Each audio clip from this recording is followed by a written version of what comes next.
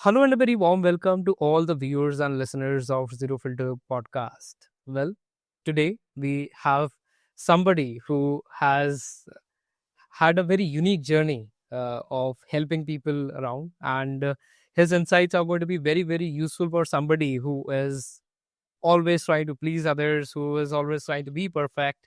And with a lot of excitement, I'm glad to introduce Daryl Seager, who is a women's leadership coach who has worked with leaders from more than 20 countries worldwide, who helps people get out of the need to be perfect all the time and get rid of the feeling of uh, or the urge to please people all the time. So, a very warm welcome to you, Daryl. Thank you so much for being on our podcast today.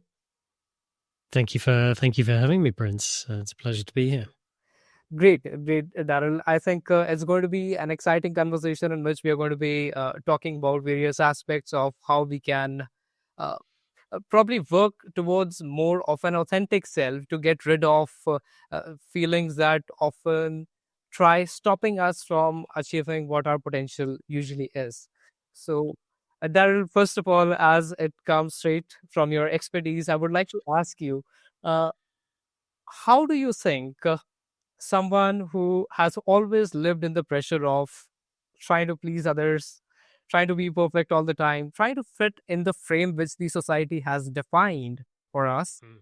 How do you think someone can get rid of that? Because what often happens is, I would just like to add a bit to this. What often happens is we imagine a lot. We imagine that we will be doing this, that in our lives. But when it ultimately comes to the real situations, when it really comes to taking actions, it is not only that the thoughts are stopping us, but the need to be uh, you know pleasing others, or the need to be perfect all the time also prevents us from achieving our goals. So how do you think someone can overcome this? Starting with a super hard question straight away, huh? Okay. Right. Um, I think it really depends. Listen, everybody's journey is unique, and the reasons why they do what they do are pretty unique. I mean, I know what my reasons were. I grew up in a very emotionally challenging household. It was quite emotionally volatile. And this then made me very good at reading people's emotions, but also trying to manage the situation so that I was keeping myself safe, basically. So what I did is I'm then making sure the situation is fine and I'm pleasing others essentially to keep myself safe. I grew up, as I said, volatile household, single parent at different point in time, Asian mother. So you have many things layered into that situation. You have the cultural expectations, you have the challenge of a single parent, and me not probably doing the things that she wanted me to do. So there's elements of control in there. So there's a lot of situational component which I think make up why somebody does what they do in terms of people pleasing. But then everybody has to look at their own individual situation to understand, okay, why do I do what I do? I mean, that's the first stage. First of all, it's recognition that there's a challenge or an issue or a problem or something that you would like to be different. And then there's understanding, okay, well, where might this be coming from? And then it's, okay, now I understand that there's an issue. I understand where it's coming from. How do I go about changing it so that it's different, which gives me the opportunity for things to be different in the future? So I haven't answered your question because I think it's quite complex and nuanced, and it does really depend on everybody's situation. Well, definitely. I think you touched upon the root cause of the feeling which often leads us to probably be that ideal human being who is supposed to do, let's say, these three, four, five things in the checklist defined by the culture or defined by the people around us. Let's say if I ask you, anybody who is, willing to achieve their goals, which are a bit different from what the society expects them to do, uh, which would mean they have to probably lead to some disagreements. A few people around them would be not happy with their decisions to go away from what the society expects them to do. So how do you think somebody can maintain a stable state of mind? Because I think fear is the killer of biggest of the dreams or biggest of the ideas. So Sure. how can someone who is trying to embark on this journey get rid of this constant feeling of adjusting, trying to adjust in the society? Again, a challenging one with regards to getting rid of it. Likely is that it's always going to be there to a degree. It depends. I mean, with hypnotherapy, there's possibilities to get rid of certain things, but I think in the grand scheme of things, neural pathways are fairly set. So if you've grown up in that sort of environment, that's always going to be there. But again, it's then, all right, I'm aware that there's a certain programming or a certain pattern or certain levels of expectations, which mean that, okay, I need to follow that particular path. If I want to follow something or do something different, let's say, not follow that path, but create my own, then it's, again, recognizing those patterns, deciding, okay, here's what I want to do in terms of something different, and then choosing that different thing. From my perspective, it was just running away. Yeah. So my mother's in the UK, and there's very strong, let's say, expectations still around how I should be as a son. I know for a fact that I'm a disappointment on a whole number of levels, because this has been verbalized in no uncertain way. And so for me, just not being in the country was a great way of doing that. That caused other challenges around, if you're running away from something, you're not necessarily running towards something. So it was more that I didn't want to be in that situation, as opposed to actively choosing what I wanted to go to. So again, reflection, coaching, therapy. Now I have a clearer picture of actually what am I heading towards? What's pulling me towards that certain direction? And this is a stronger way to behave in those sorts of scenarios. A lot of people are pushed away from something without really understanding, okay, well, actually, what is my choice and what am I pulled towards? And if people can discern that and define it, then this is one approach that I would say can help you to avoid or just choose differently and follow your expectations or your desires, as opposed to being driven by others. I think that's a very fundamental aspect which you talked about, which is, first of all, you need to be aware of what you really want to do, or what would be required from your part to move a path that is, let's say, unconventional. So any small practice or anything that you would recommend to somebody who does not understand, let's say, the neurotransmission in the brain, or anything complex like that, anything simple that somebody who is willing to start can simply practice every day to uh, get rid of the old patterns and start building new ones. Well, this, just before I mention that, there's an interesting. I had a conversation, well, today, and also with a client the other day. And this was a difficult one for me to. I say difficult one. This was a challenging one for me to understand. So there's the notion of what do you want, but then what do you deserve? And often there's a nuance between what do you deserve and what do you think you deserve. So for a long time, I didn't really think I deserved good things, or when it comes to relationships, I didn't feel that I deserved or was worthy of love. So again, doing the work to understand, okay, what do I want for me?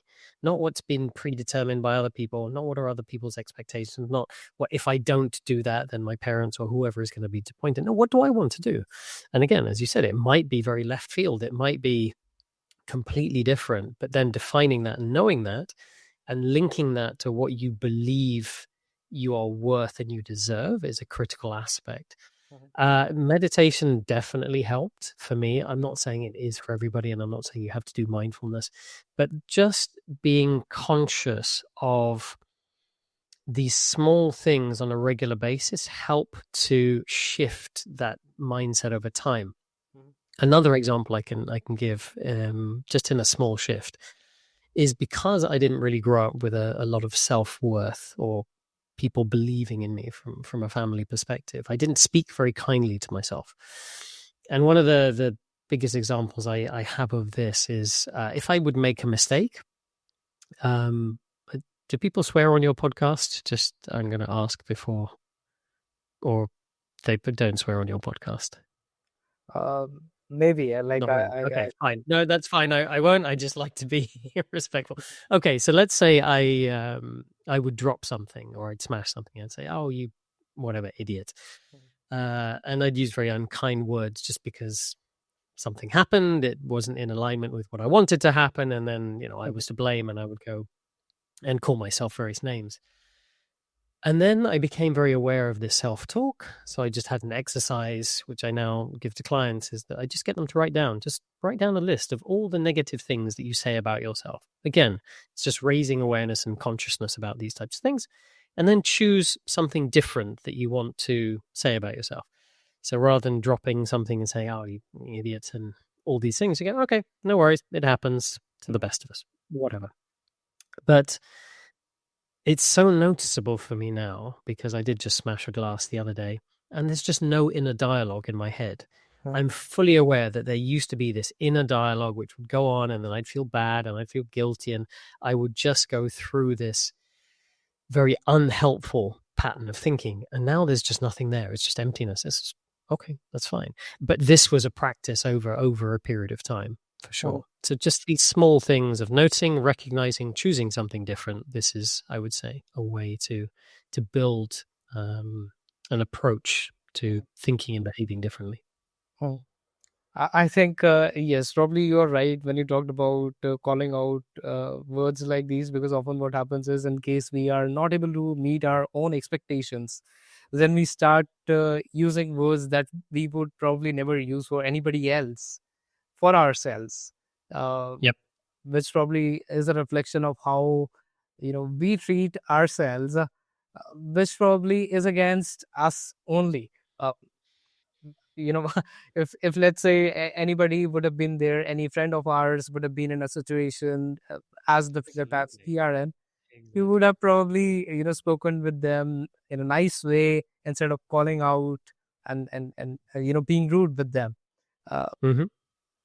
Yeah. so As they say, we're our own worst critics, which can be useful at times, Mhm, but it's then understanding when is this useful mhm, and when is it not useful. mhm, But definitely linguistically, we could all do better by speaking more kindly to ourselves. mhm. And I think with this comes the you know point where at a certain phase in our lives, no matter whether we are in our student phase, or let's say we are working, sometimes it happens we are surrounded by people who are not that direct, or probably not going to work in our favor, but we still keep listening to them. We still keep I would say, instead of resisting, we still try, uh, thinking that someday probably they will change. Someday will come when they'll realize how good we are, and someday will come when they'll, see our worth, and they'll, stop doing negative things to us. Because of which I believe that there's a common thing across cultures: people who are introverts, people who are shy, people who are less, let's say, aggressive in terms of speaking with people, they are the ones who are usually the scapegoats. They are the ones who are usually given the most work in the offices. They are the ones who are made fun of. So uh, and I think to an extent I've also been in that situation. uh, so what would you suggest to somebody who is probably struggling with this people pleasing syndrome? They always feel like, in case we raise our voice, in case we stand for ourselves, then it probably uh, won't lead, or won't look good. Others might get dissatisfied, others might argue with us. We want to avoid confrontation. So what would you suggest to somebody who is suffering from this people pleasing syndrome? I know it is not a thing that we can take care of in one day, but yeah, somebody who wants to embark on this journey of getting rid of this. I think, again, it goes back to, well, what's the reason that they're doing it? I mean, for me, uh, I just wanted everybody to like me. Mhm. So for me, it was a couple of things: safety, so knowing that I'm managing people's expectations. And the thing is, oftentimes other people don't perceive it. Mhm. They don't notice it. They just see, okay, you're being helpful, or you're being kind, or you're being this or that. But internally, it's just so mentally draining because I'm thinking, okay, if I say this, I have to be careful about what I say. So I'm constantly, or I was constantly monitoring my words, my thoughts, my actions, my behaviors. And that's really where the work is. It's less about other people. Other people are always going to do what other people do.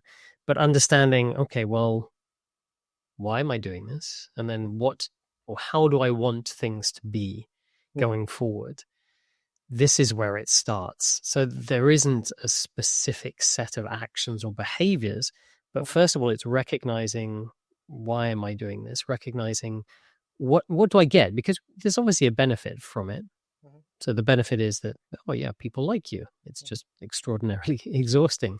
And also there's, at least from my perspective, there's a lack of authenticity. Mhm. So I don't know who I am, or I didn't know who I was, because I'm trying to be somebody to everybody. And so there's this loss of a sense of identity.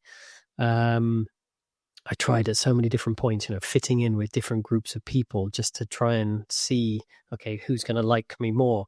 And it really does cause a lot of internal dialogue and narrative challenges. So, first of all, is recognizing that you have those patterns. And the second part to that is then choosing to do something differently about them. But again, it's going to look very, very different. Mhm. If you then look at some actions that can help you with that, setting boundaries is one of the key ones. Mhm. So setting boundaries, once you've determined, okay, this is how I want to be, this is how I want situations to be, Mhm. then you can go and start setting boundaries about what is acceptable and what is not acceptable. Mhm. Yeah, I think setting boundaries is something uh, uh, many people struggle with a lot because they feel like in case we set our boundary, then probably the other person is going to you know uh, be unhappy with us, and people, Sure. which once we allow people to breach that boundary, then it becomes a habit wherein we are the ones who are always struggling, and the other ones are the ones who are always increasing, because there are usually unfortunate cases in the news which come, let's say in the corporate, something was said to somebody, and they ended up taking a decisive action to, let's say, a very extreme step, negative step, probably ending their lives, or resigning a job that was paying for their EMIs, or so, just because of that peer pressure of not being able to stand up for themselves. So I think you would have also come across such situations in which people are so, I would say, engrossed in this people pleasing syndrome that they're not able to set clear boundaries. So what do you suggest for somebody who is just looking for a practice, that how, okay, now on, how can I probably not allow people to breach at least this level of threshold, so that they don't breach what is acceptable to me, Hmm. and what is not acceptable to me, how to convey that a bit smoothly. Like, I know it is going to be a bit tough for Yeah. people, uh, but yeah. Trial and error. I think that the first thing to recognize is there's definitely initially going to be a sense of fear Mhm. around being able to set boundaries, because if it's something new, then there is, as you said, there's thoughts about, oh, how are people going to react? Are people going to like me? Are not going to like me? And listen, at some point in time, people aren't, or people are going to find it challenging, or because they're so used to interacting with you in a particular way Mhm. that it's going to be different for them to react or behave with you differently. But one good way is just starting with really low stakes boundaries. For example, something that's just popped into my head is,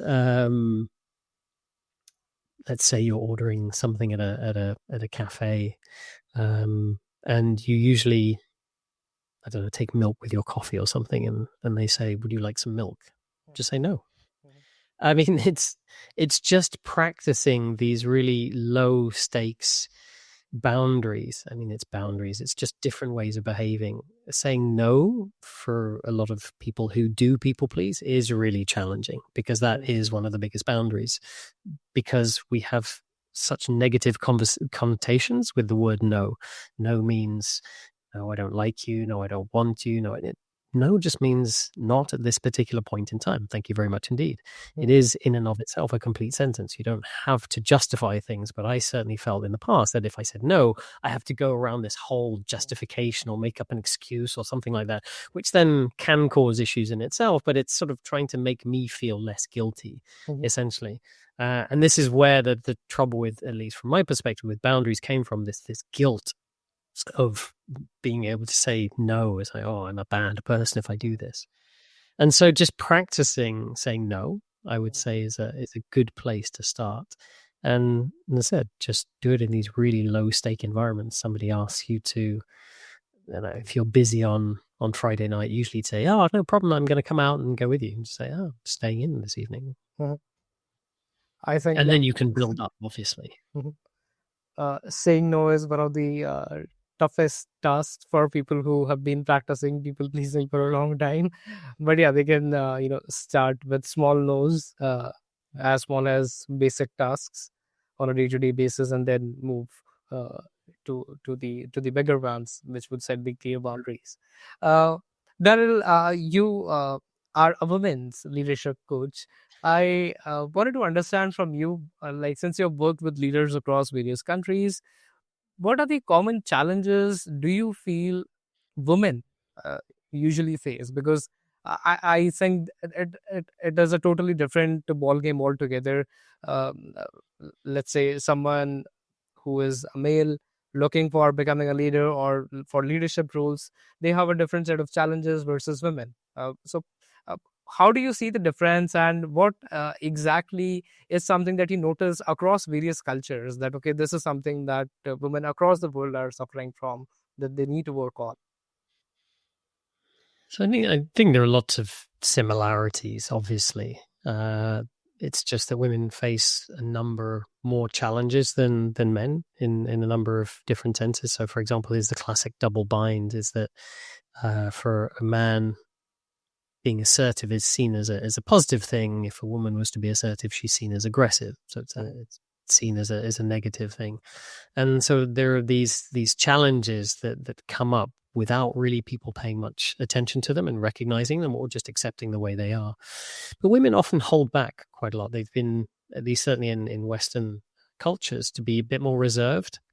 And so they don't necessarily put themselves forward, even when they are probably the most qualified or more qualified than other people, because they just feel that, okay, I'm not going to put myself forward. And in some cases, it's then, when they have done that, it's been perceived negatively. So there's just these reinforcing sets of behaviors, which means that they're not putting themselves, at least in positions that I believe certainly the people that I've worked with should be in. I had one client, she's based in Africa, and she's done the most incredible things in her organization. I mean, really, just genuinely, hands down, crazy, first time things had ever been done like that in the whole organization. It's a global organization, and she had done it for her region in Africa. And when I expressed that, I was blown away by what she'd done. And she would just say, yeah, but it's fine. She would just brush it off as if it was nothing. And then this was also the other challenge, is that her not recognizing her own achievements. And the thing is, then, if she wasn't recognizing her own achievements, it's very difficult for senior managers to see the work that she's doing and then recognize her for that. So there's this notion of visibility, and also with the visibility is the personal recognition. So personal recognition, understanding how awesome I am and the great work that I'm doing, and then presenting it in a way that is just saying, here's the great work that I've done. Because there is also this perception that if I talk about how well I'm doing, then I'm bragging or being a bit arrogant. And so there's a resistance to being like that, which causes challenges in then just not being visible at all. So I think these are a couple of things. I mean, imposter syndrome, generally speaking, high performers suffer from that. So that can be men and women. Women tougher to a larger degree. And again, so stepping into that space of being confident in the work that you're doing, presenting it in a way that showcases your abilities without being braggy or arrogant around it, and then making sure that other people see the quality of your work and reward you accordingly. Mhm. And I think you know if you look at women who are especially not working, you know since you shared that women who are working, for example, one of your clients, they also had this, I would say, resistance when it came to sharing their achievements, their accomplishments in the organization. Probably uh, that would bring them on the front line, showing that, okay, I've done this all. uh, you know if women are working, they are facing this much of resistance in their mind, that we shouldn't be probably bragging about our achievements. Women who are not working, you know when they're not working, probably we see it a lot, that women who are in 40s or 50s, they've spent a whole of their lifetime, a big chunk of their lifetime, just supporting their kids, their families. They lose kind of a self worth, uh, Mhm. a sense of self worth, which probably leads to depression, or let's say uh, a constant feeling of what I did with my life, right? Because when they're not working, they're totally dependent emotionally, financially, or in any other possible manner, on their family members. So, what would you suggest to somebody, let's say, who is at this phase of their lives, when they have dedicated a whole, bunch of their life's time on just supporting or living for the others, and they've started losing their sense of self-worth? Hmm. It's a really important question, this notion of identity, Mm, in terms of, okay, well, who do I call myself? Am I a mother? Am I a wife? Am I? And some people use these labels. Again, I had a different client, and she called herself a nerd. mm, That's fine, but it then restricts a lot of what's possible, because you can only behave in a certain way. For example, from her perspective, if men were not intelligent enough, then she would completely dismiss them. And so she's struggling in a lot of her personal relationships, because she said, I've created this identity about I'm a nerd, mm, but now if I'm a nerd, then this is the type of relationship that I need to have. And if it's not that, then I'm not going to have a relationship. And the challenge is that she's feeling pretty lonely at the moment. So we create these narratives and these identities. And I'll go back to the point that I said earlier. It's then about recognizing, okay, I have this narrative. It's been great. However, it's now not serving me. And therefore, what narrative do I want to have now? Or how do I want to live my life going forward? And to what you said about being reliant on other, emotionally and financially on other family members, yeah, that's a challenge, because then you have, to a degree, outsourced any accountability or responsibility for the decisions that I want to take for my life. And so therefore it's taking back that ownership and saying, okay, well, here's what I want next for the next stage of my life, and clearly defining that and aligning the values and the behaviors in accordance with what that future looks like. mm. And I think it also touches upon the patriarchal society as well, a bit, because uh, uh, let's say, at a certain point, when women have been living their whole lives reliant on somebody else, uh, the male members of their families would then find it like a hit on their ego in case a woman of their family starts thinking of starting something of their own, or making efforts to build something that earns them money, some sense of confidence, some sense of self-worth. It also affects the other family members, that why would you do this, we are already taking care of everything. Sure. uh, and I think that's where the challenge comes, because it's the reaction from the other side as well, not just the desires on which they can work and achieve. So have you ever come across any such situation in which a woman, let's say, or anybody, has been working uh, just at their home, and when it came to them understanding the fact that they need to go out or do something, then a lot of resistance came from the people around them, and how would they manage it? I don't have any clients or scenarios like that. I have one which made me sad, which is maybe not dissimilar. I was speaking to a woman at a networking event, Mhm. and she works in a bank. She had a very good job, but she's also really passionate about having come from a very poor background, wanting to provide for her family, and the husband was not doing a huge amount. So she started a tarmacking business. This is in the US, and we were discussing it. And she said she's probably the only black woman doing that certainly in her state, but who knows, potentially even worldwide. And I was blown away. I thought that's incredible. That's amazing. We talked about different opportunities, but what made me sad is that her husband just doesn't approve of it and doesn't support her. And I just thought, man, what? How?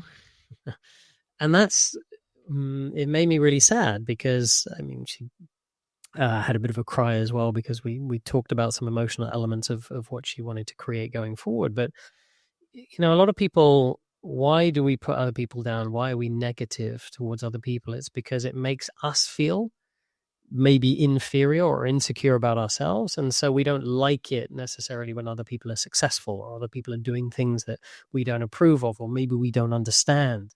And you started with that element of fear, and that's what it is. Okay, the fear of, oh, you're going to be better than me, or you're going to leave me, or I'm not worthy enough. And so we have all these fears and anxieties and feelings of guilt, and that stops and gets in the way of other people being successful or people being their true selves. Because then, let's say if we take the situation that you were talking about before, maybe a woman thinks, okay, well, I want to be respectful to my husband. I don't want him to feel, unwell or ill at ease or uncomfortable. But then are you really being true to yourself? It's very nuanced. It's very complicated. I get it. There are cultural elements in there, but for me, it's taken me a long time to realize. Again, I grew up with very expectations from my parents, and as I said, I've dealt with a lot of disappointment. It's taken me a long time to just say, screw it. It's my life. I deserve to live it the way I want to live it. But it's not easy to do, especially if you have kids, especially if you have a certain home setup that is not necessarily supportive of that. But I would encourage people to be themselves as much as they can, because there's a lot of joy and benefit in that. And it's then work to also help the others around you to understand that that's the case. It's nothing against them. It's more for you. And if they really were supportive and caring and loving, then they would see that and join you along that journey. But that takes a bit more work. And I think that would take at a societal level quite long of a time for this mindset to get changed, wherein But society is made up of individuals, and I'm wary of saying, okay, well, society does it this way, because we can only, essentially, if I'm here, I can impact and influence the people around me. They can then go and impact. And I mean, this is where it starts. So if I would be wary of trying to change anything at the societal level initially, if we're talking about the conversations that we're having, if women are talking about their relationship with their husbands and how they want to do something different, I would just try to do it at the individual level first and then expand out afterwards. I think, society is like a collection of the individuals. Only once the individual level change starts, the society changes automatically. And with this comes a very important aspect from men's perspective as well, and it is feminism. A bit of a controversial topic. Probably sometimes, or especially if we talk about India, for example, there are laws that were made in the 20th century that are not probably that relevant now, which protect women's rights, but at the same Mhm. time they you know work against men as well. Women Mm. can, let's say, uh, use the laws to, in case there is an intention to hurt any man, uh, out of the personal grudge, they can use legal system against men, and there are multiple cases. I'm not saying everybody is like this, but yeah, Mm. many instances, and probably the number is increasing day by day, in the name of, let's say, using, or let's say, in the name of protection of women's rights, there are Mhm. usage of laws against men as well, Mhm. which probably leads them to a financial difficulty, mind stress. Any person who has been doing their job with respect now has to go through the whole legal system to prove themselves not guilty. I'm just touching the surface of it. So, do you think that this cultural aspect is prevalent in the western side of the world as well, wherein there are do you think there are laws that could be misused against men, or how does it work out, like towards the western side? I'm certainly not an expert in feminism or in law. The only thing I would feel comfortable and confident saying is that whatever the law, whatever the rules, there are always going to be people who look at circumventing it or using it for personal gain, Mhm, as opposed to, one could say, doing what's right. mhm, But even that can be open to interpretation because everybody has their own personal circumstances. What I believe to be right is what may be different to what you believe to be right. So I don't know. I think this says potentially more about the people themselves as mhm, opposed to necessarily the law. mhm, Um, so I more than that I can't really comment on. mhm. Okay, okay. And eh, you talked about, or you talk usually about, uh, the way in which the wiring of a few people's brain is done, like by the nature, I would say, and it is having ADHD. So, like, since you talked about, you usually talk about ADHD and how the ideas work differently, or how the mind works differently with this. Can you share a few challenges that somebody having this usually faces, or how can they leverage this in a positive manner instead of just thinking that I lack Mm. something, and which creates a hindrance in their success? Well, it's quite a recent discovery for me, to be perfectly honest. But now that I or had the diagnosis, if I look back at my life, a lot of things definitely make a lot of sense with regards to patterns of behavior.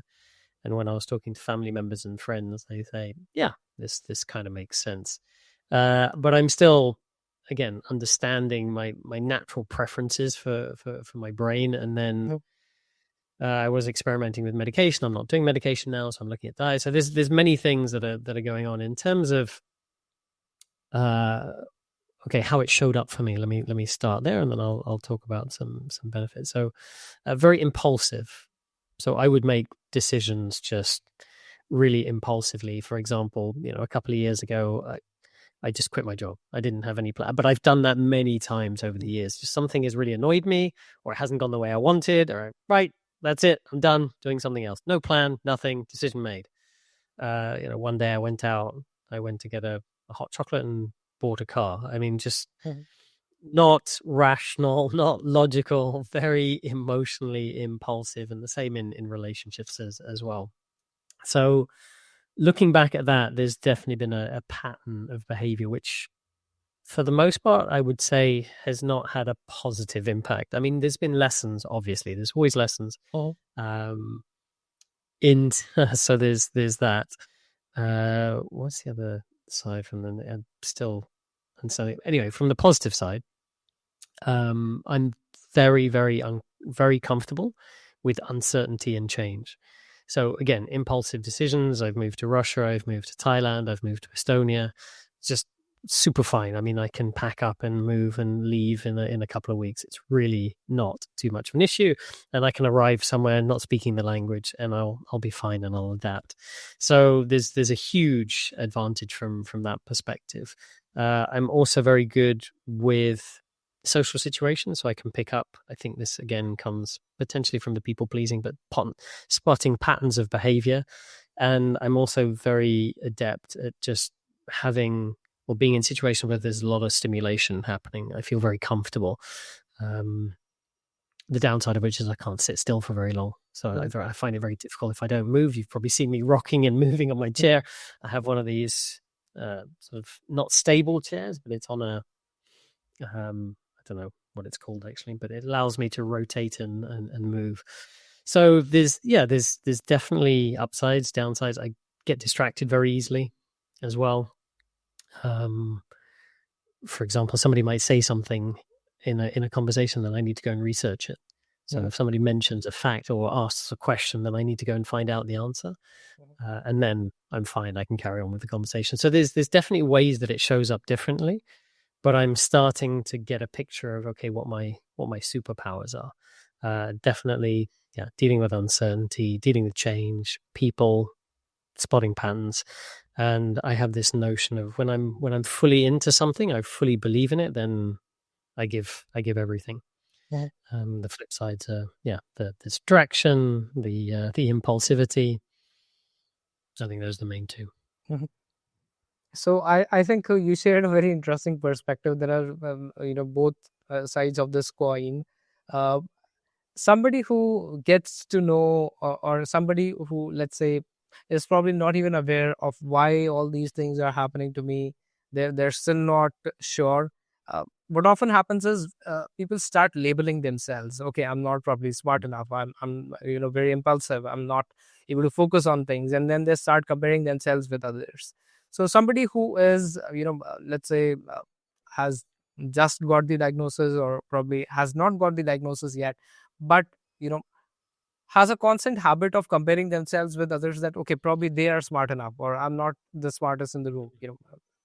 What would you suggest to somebody who has a constant habit of labeling themselves? Stop doing it. I was compared to people. Again, maybe it's an Asian parent thing, but this kid is getting better grades than me. This person is behaving this way. Why aren't I behaving that way? And so I've had it from a very, very young age. The biggest moment is in the UK. You have exams called GCSEs, which are the precursor to A-levels at 14, 15. These are your first set of exams, really, which lead you then to make some choices about what you want to study before you go to university. Anyway, I got a certain number of, I think, 2 A's, 7 B's, 3 C's, or it must be that because it's ingrained in my mind. But I remember my mother lied about my grades to a few family friends. Okay. It's like, wow, okay. So that sense of not being good enough and always being compared has been so deeply ingrained in me. So my other thing is don't compare to other people. Well, actually, I'll put a caveat on that.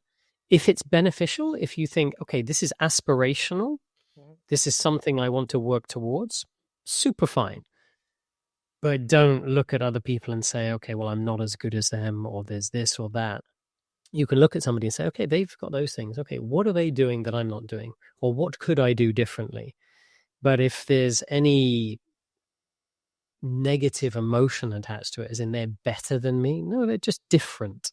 They had different background, they had different values, they had different aspirations, they had different support. There are so many variables in life that, again, and most of them we can't see. We have no idea what happened behind closed doors and what people went through.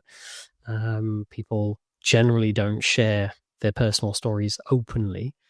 And so it's not a useful practice that if you go down that route, it's only going to make you feel worse. Appreciate what you have, because all of us have more than we think we do. And we certainly have more than other people in our situation. So appreciate that. And then look at what you have and how you can make the best out of what you do have. And then, yes, for drive and inspiration, sure. But otherwise, I believe the phrase or the saying goes, the best way to make yourself unhappy is to compare yourself to others. Mhm. I think yeah, and it's in the Asian culture a lot. I could just relate with the example as you shared that your mother lied about your score. So yeah, many examples of these kinds are clearly visible, especially here in the Asian side. I can Mhm. definitely relate with that, and I can imagine how much of a pressure probably would be on the head of the person whose marks are getting portrayed in a negative way. So And I think there's perhaps two ways that you can go about that. One way is you go, okay, screw it, I'm going to work hard, and there's that way of leaning into it and becoming that person.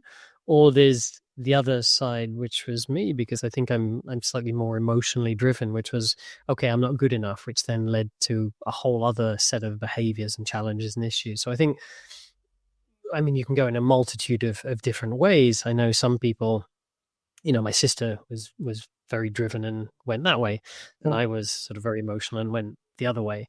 And there's no right or wrong. There's just an impact that all these things have um, on us as we yes mm, as we grow up. mm. uh, and if you were to give a single piece of I won't say advice, any idea or any thought that would be useful for uh, parents who are in this culture of comparison wherein the neighbor's scores, the neighbor's salary, the neighbor's success achievements, how many international trips the neighbors have had. uh, so what would you suggest to somebody who has been in this culture, like why do they need to stop doing this? Like what could be the consequences of doing this on someone else's brain? The consequences aren't generally positive, I don't think, because listen, my mother, although she doesn't talk about it, had a pretty tough upbringing. But her sense of self-worth is also then externally focused and externally driven. Mhm, So she's a good parent if her kids get good grades, or so she gets a sense of validation and self-worth by those external factors.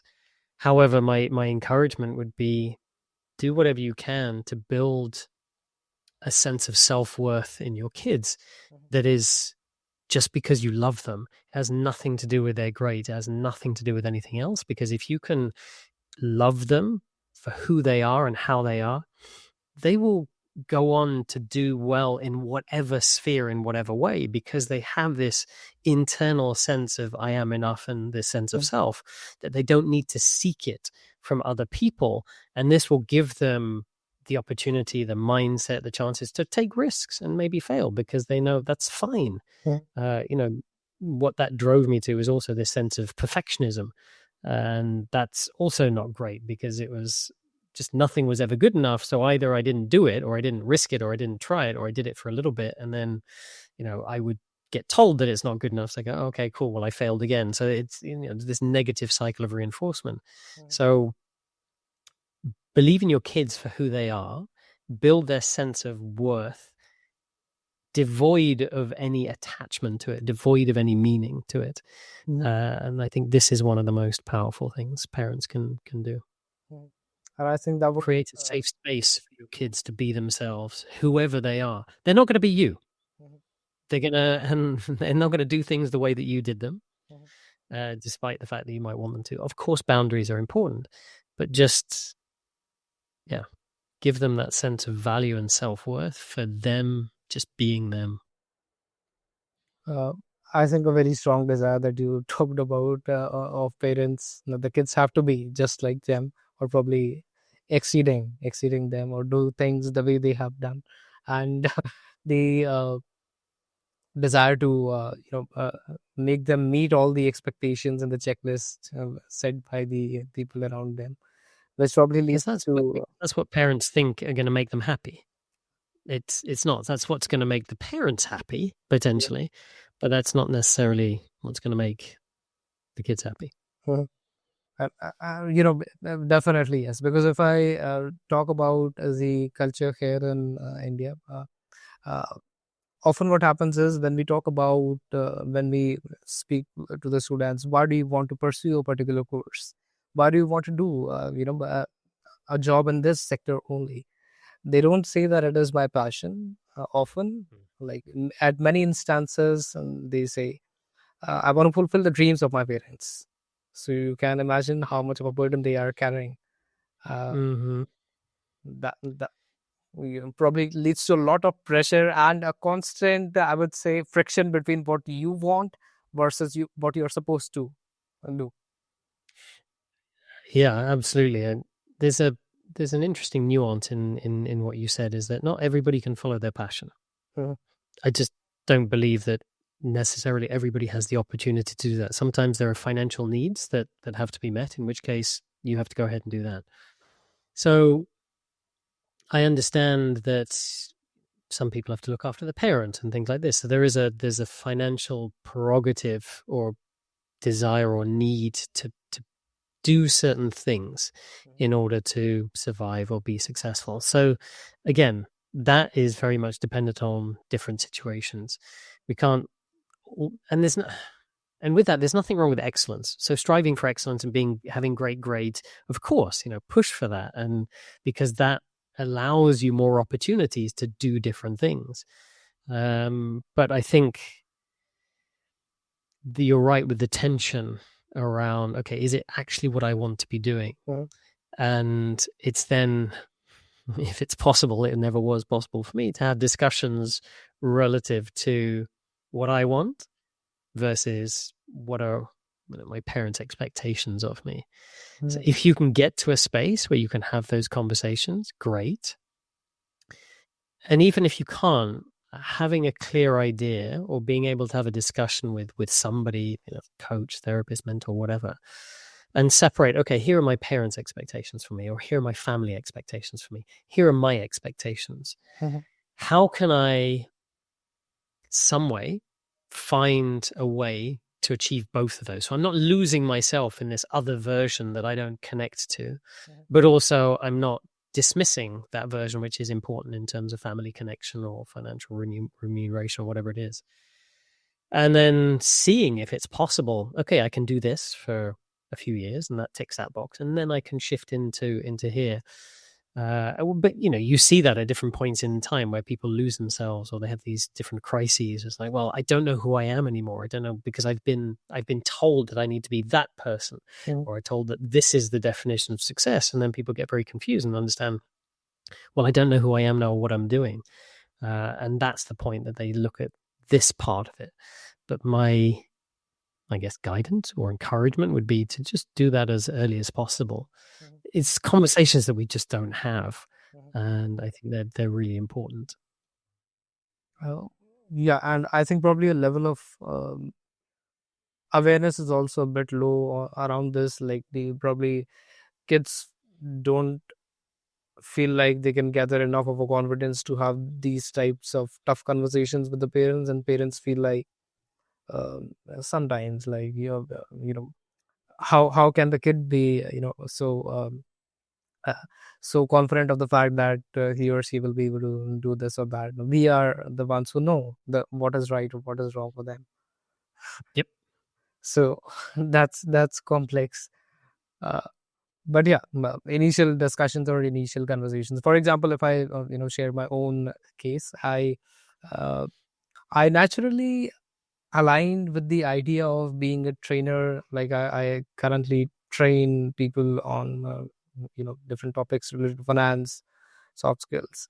uh, this was my core domain, but the exam that I qualified was of chartered accountancy, which is something equivalent to the USCP or so, a very prestigious course in India. And I had a discussion with my parents that initially I'm going to be completing this exam, and after that gradually I'm going to be making this shift to what I really do love doing. And they agreed on this. Fortunately, I had this conversation and they could see that dissatisfaction in my eyes when I was preparing for the exam, but somehow I gathered the courage to have this conversation with them, a clear one. And then yeah, I think gradually I have been able to strike a balance between what the expectations were versus what I really wanted. And Mm. probably I would call myself fortunate enough to having being able to find what my passion is, and also have a conversation around this topic. That's, I mean, super cool. Congratulations on doing that as well. I think it takes a lot to be able to, and it's not comfortable. That's the thing. Mhm. There's fear and anxiety around it, and so people would prefer not to. But leaning into that discomfort, then you've ended up with the result that you have, which Mhm. is hopefully you're happier in doing what you're doing. Yeah, well, definitely, yeah. Uh, you know, and it was, I think, often rare of a thing that we are able to have these types of conversations, especially plus you need to be clear about what you really want to do as well. Otherwise, if you speak to them and you don't have a clear plan or you don't have anything to share, I'll do this or that, then definitely, it won't have that much of impact while having the conversation. uh, uh, Darren, I also wanted to touch upon the concept of empathy, which also comes from the topic of being always ready to please people. Uh, I think both of these things are clearly related to each other. Like I can give you a small scenario uh, uh, in which this empathy part and this people pleasing behavior is going to come out. And uh, let's say if somebody is there in their workplace or anywhere in their college, right? They can easily see that someone is constantly breaching their boundaries, or like they are being asked to do things that would not usually be required to be done by them, probably shedding off their responsibilities and giving them extra work just because that person is always quiet. uh, Now, the person who is always quiet is always of the mindset that I'm trying to help them, or probably, if I say something negative, then it might hurt them.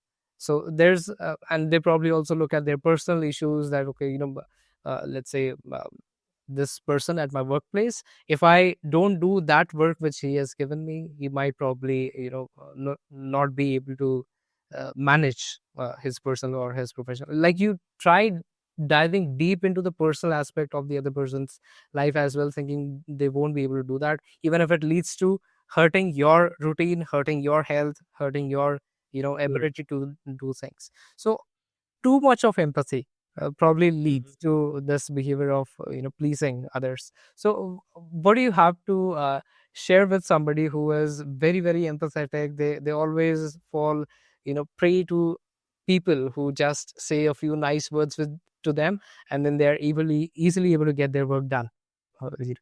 So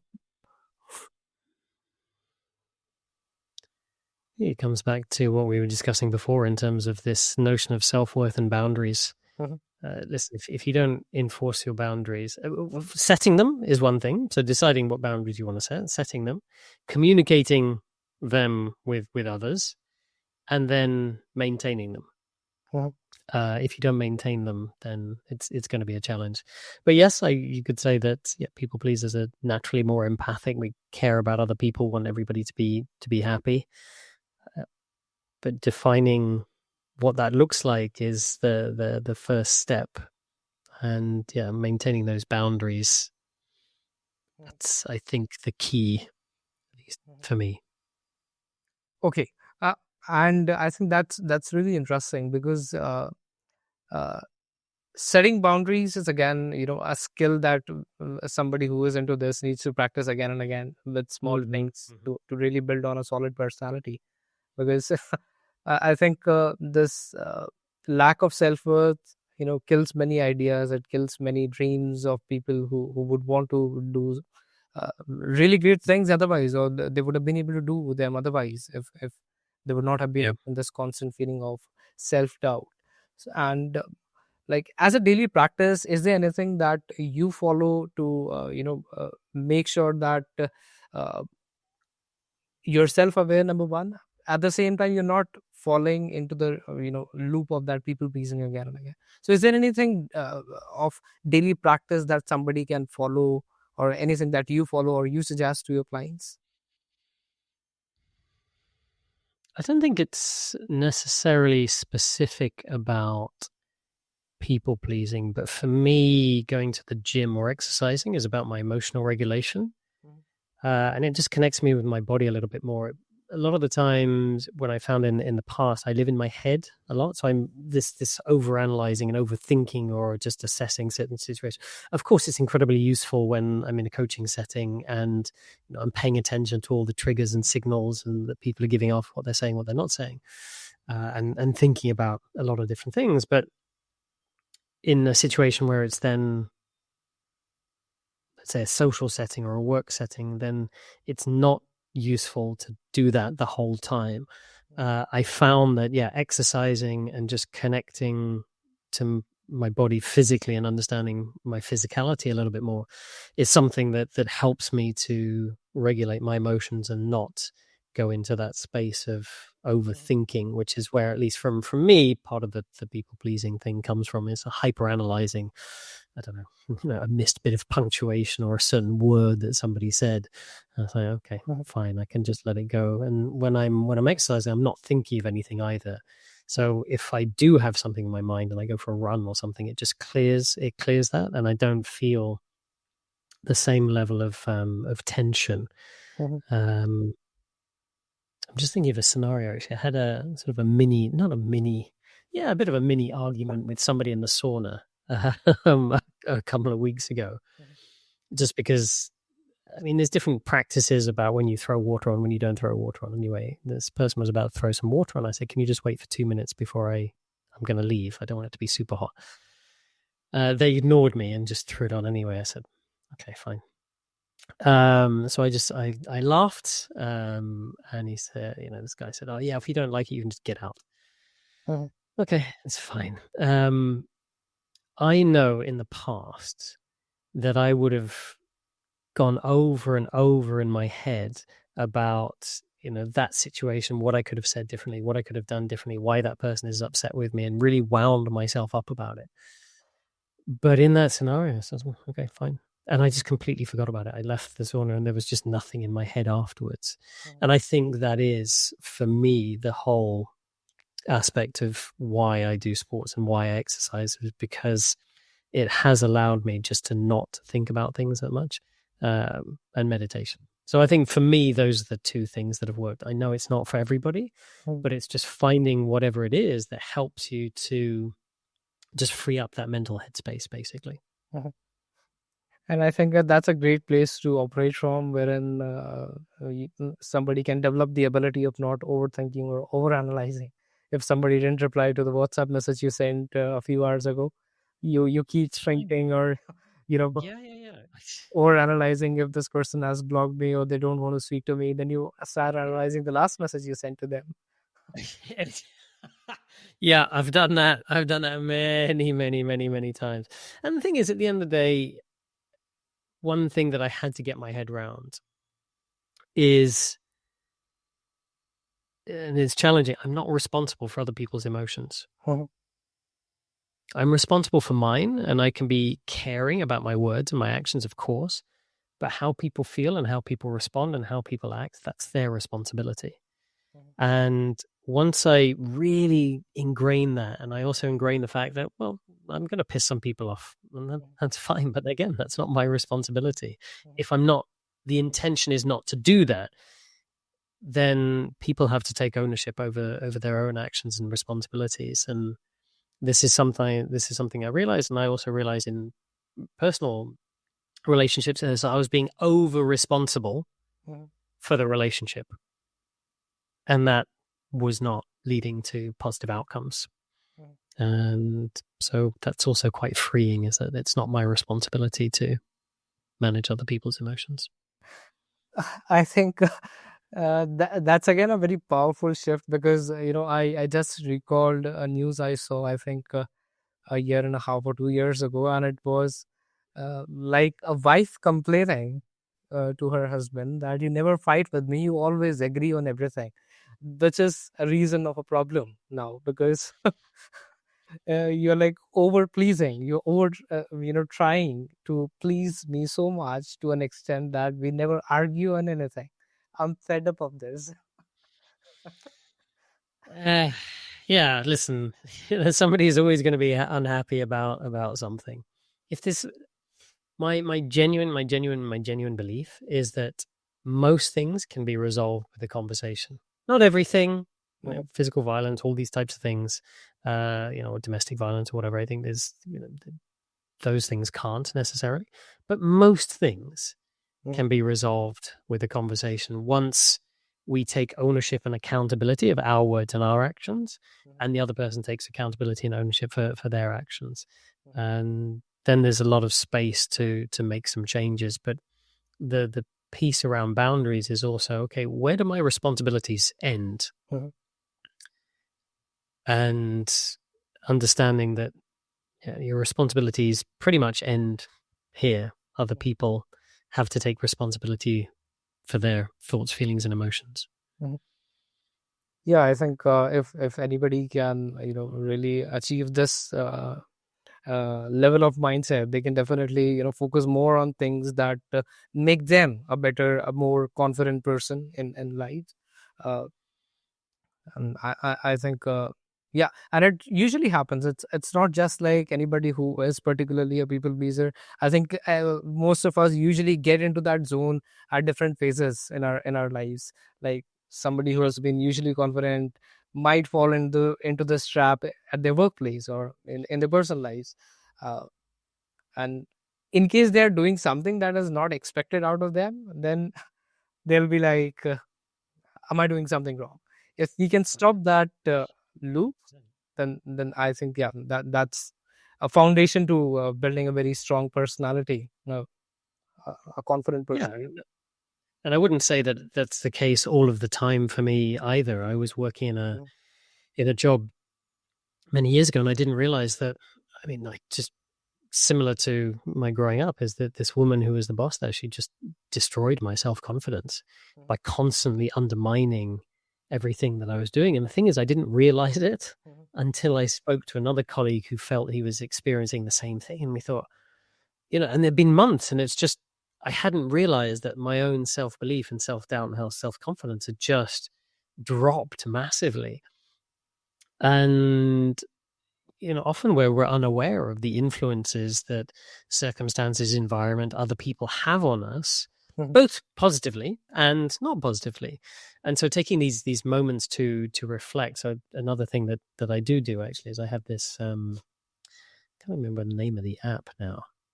But I just have a reflection. So I have three things that I'm grateful for on a daily basis. Then uh, this made me smile. So something about that. What I did well today, and then what could I do better? And I try to fill that out on a daily basis. So this is just my small reflective practice because, yeah, I don't want to get into that state again when I just wasn't aware of the impact mhm, and how low my self belief and self confidence has got. Um, just through somebody else's influence. And now I want to take this greater sense of control over just knowing how I'm feeling mhm, mentally, emotionally, and physically. mhm. I think, yeah, but it's a powerful perspective. Uh, I've been to that space as well, wherein you never get to realize that you have got carried away to such an extent Mm, that to if to an outsider it would seem like a totally weird thing, but we after working there, or let's say after being with those people, have normalized this self demeaning. mm, And I think, Daryl, towards the end, I would like to get your perspective on, a bit of this comes from social media as well, that this need to be perfect all the time, or this need to be showing a life that probably is better than others. This constant need, and that has a lot to do with our reward system in the brain as well, this dopamine release. mhm, how mhm, how can, especially somebody who is always looking at social media, trying to compare their lives with others, who and then probably try to apply all the kinds of ways to look better than show better mm, picture, show better possessions, or four things that ultimately leads to the conclusion that my life is better than yours. So what would you suggest to somebody, or to our listeners, to anybody who is using social media and constantly gets the feeling that am I inadequate, well, I need to be doing something better in my life? Yeah, just stop it. I mean, it's just not. There's nothing to gain in the long term around that. It's not going to make you happy. And the funny thing is, it doesn't matter how many people say it or how many times people say it, but you've got, ex-millionaires, billionaires, all of these sorts of people. They will tell you that all of that stuff, it doesn't make you happy. It's not, and a lot of the time on social media, it's just not true. People are presenting a version of themselves that they think they want. And this is just a really interesting representation of everything that we've been discussing, this external validation of wanting to be liked or wanting to be perceived a certain way. And it really does often come from a place of just lack inside. And so I would say that I don't know the data, and I'm going to put a figure out there and say a lot of these people are profoundly unhappy.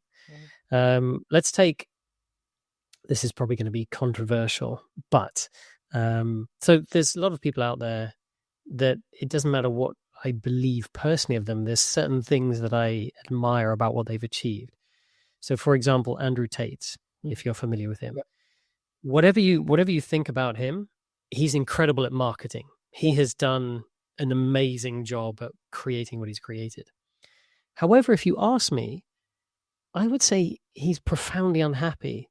There is no conversation that I've seen him have where he's not basically shouting, or there's just this perception of anger or something in his voice.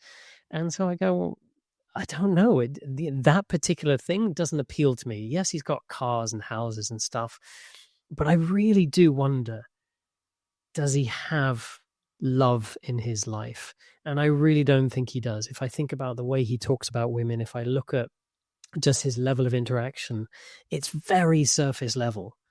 Because to go deep requires insecurity, it requires vulnerability, it requires letting people in. And so, I would say he's profoundly unhappy.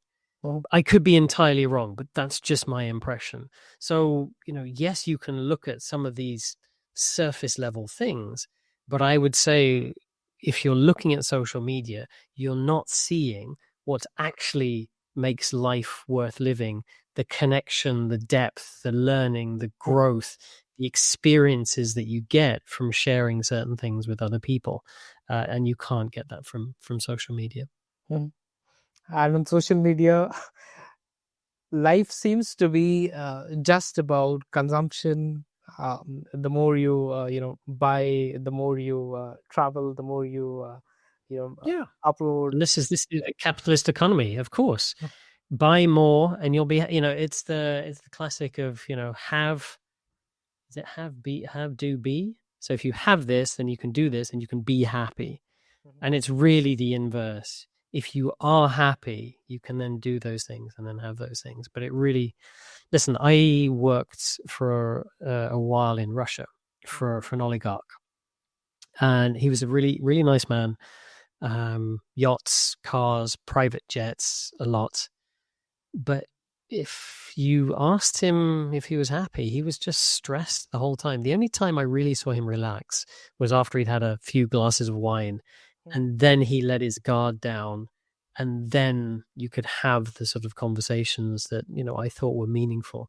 I mean, he had a very dysfunctional relationship with his kids, but if people looked from the outside, not that he was on social media, but if you looked from the outside, you go, super successful businessman, houses, cars, travels, yachts, all of these types of things that society states as this is what success is. But then dig deeper, and I would say, no, that's not a particularly good measure of success, I don't think. But it depends on what you value. Yeah. And I think that's a common thing across various personalities, that because we don't know what's actually behind the Of course. stream that's going on in their lives. But and we start beating ourselves up that you're probably not moving fast enough in your life, you're not successful enough yet. uh, that's that's I think. And with a lot of that, you don't see necessarily the hard work that goes on behind it. I mean, there are a lot of people who are selling wealth and fame and all this sort of stuff overnight. Mhm, It doesn't happen overnight. There's one person who I was pleased that he made the post. Actually, there's a guy called Mr. Thank You. I think he hands out loads of money to people, free money to people. And he posted a reel, and I think in 2014, he was still, working in whatever job he was working in. So it's taken him 10 years mhm, to get to where he is. And as they say, it takes 10 years to, create an overnight success. mhm, But yeah, social media is not a good benchmark against which to value your life, I don't think. mhm. Yeah, and we need to be cautious of the fact that its penetration is deepening day by day in our lives, because the accessibility has become way more easier than it was before. Mm. Plus, once you tap on anything, the algorithm is going to chase you. Yeah, and that's it. And whose interest is it in? Is it in your personal interest or my personal interest? No, of course Mhm. not. Yep. They don't care. So. It's just we're just money. Mhm. Yeah, and probably a game that's way bigger than we think it is to be. It's not as simple as you watching someone. It's actually some big players behind the screen making you watch all this so that you start being a part of this all. Yes, which then comes back to what we were discussing with regards to intentionality. Mhm. Be intentional about where. Listen, don't get me wrong. I know it's hard. I know I find it hard as well. I am addicted to this thing, but I'm aware and I'm endeavoring to choose more intentionally my thoughts and my actions. Mhm. All right, I think that's a great insight, Daryl, and uh, I think it has been a very interesting conversation with you regarding, self worth, regarding perfectionism. Then we talked about ADHD. Then we talked about women's challenges. So, and towards the end about social media. Uh, Darren, there was one personal insight that you would like to share with our listeners, with anybody watching this episode or listening to this, on how they can take a small step, to make their lives better, to focus more on themselves. What would it be?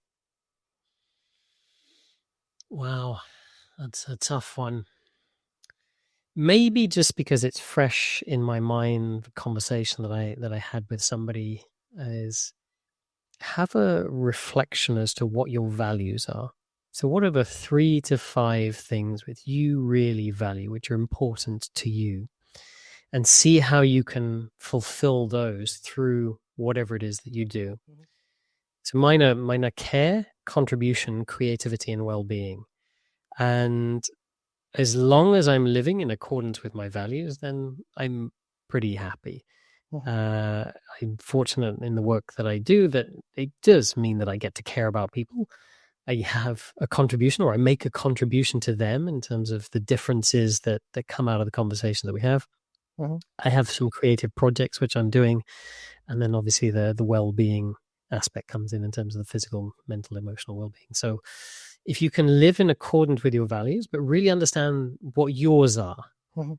then I think you're already on a path to building the self worth, not people pleasing, setting boundaries. All of those things just become easier Mhm. to do. And yeah, I think this value system leads to a very strong foundation of what your personality actually is, instead of you getting carried away with whatever comes. Sure. Mhm, Good place to start, I would say.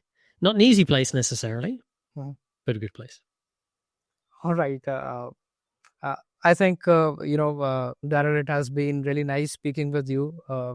Towards the end, I would just like to say, thank you so much for, Oh, coming as and well, really. sharing your wonderful insights with your real life experiences. Uh, it has really been a valuable conversation with you. I would love to talk about different other aspects of self development with you in probably some other conversation.